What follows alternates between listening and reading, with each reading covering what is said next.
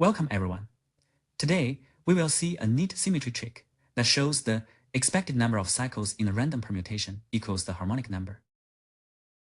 Last time we learned to count how many cycles a random permutation has, and that connects directly to Stirling numbers of the first kind. Today is the payoff. We will compute an average, and a famous constant from calculus will suddenly appear. Our destination is the theorem that the expected number of cycles equals the harmonic number h of n, and we will get it from a one-line symmetry idea plus linearity of expectation. So we are going from an exact probability for each k to a clean average formula. This is the key takeaway from the previous lecture. The probability of exactly k cycles is the Stirling count divided by n factorial. Now we switch from which k happens to what is the average number of cycles, and the answer is the harmonic number. Harmonic numbers feel totally unrelated to permutations. Where does that come from? So the counting side is solid. Stirling numbers encode the full cycle count distribution, not just the mean. Instead of averaging over k, using the whole distribution, we will build the expectation by adding up tiny yes or no events. Here is a surprising punchline. Even when n is huge, the expected number of cycles is small. This approximation says harmonic numbers grow like the natural log plus the Euler-Mascheroni constant plus a tiny error. So among 1,000 elements, you should expect only around 7.5 cycles total. Wait, so a million element permutation would have like the log of a million cycles around 14? The key intuition is cycles do not scale linearly. With the number of elements, they scale logarithmically, which is dramatically slower. To prove it, we will choose a standard way to write cycles, define an indicator for whether each label starts a cycle, and then use symmetry to get the probability 1 over k. First, we need a consistent way to talk about which elements start cycles. If you rotate a cycle, it is the same cycle, so we pick a unique rotation. Put the smallest label first. Then we sort the cycles by those starting labels, so the whole permutation has a canonical written form. So in that example, the cycle starters are 1, 2, and 6. Exactly. And notice, being a starter is the same as being the smallest element in your own cycle.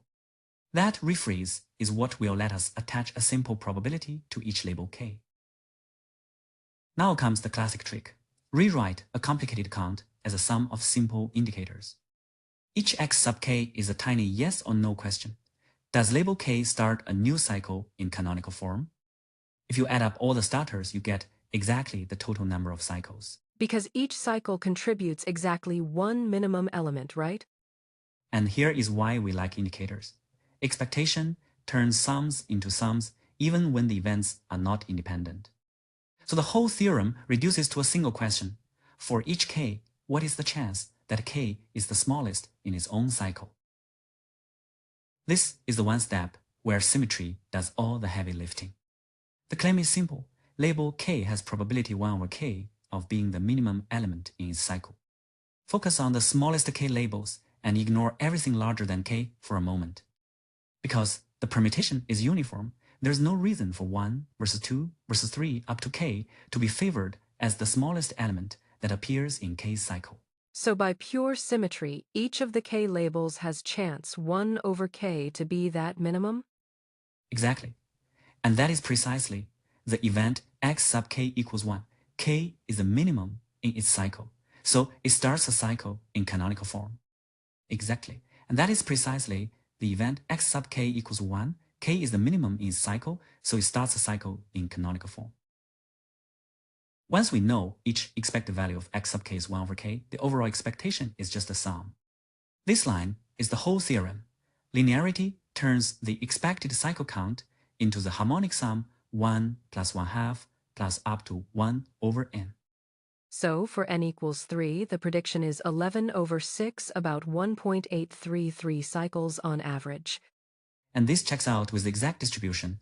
Among the 6 permutations, there are 2 with 1 cycle, 3 with 2 cycles, and 1 with 3 cycles, giving the same average. Those Stirling values are exactly the counts we used in the average.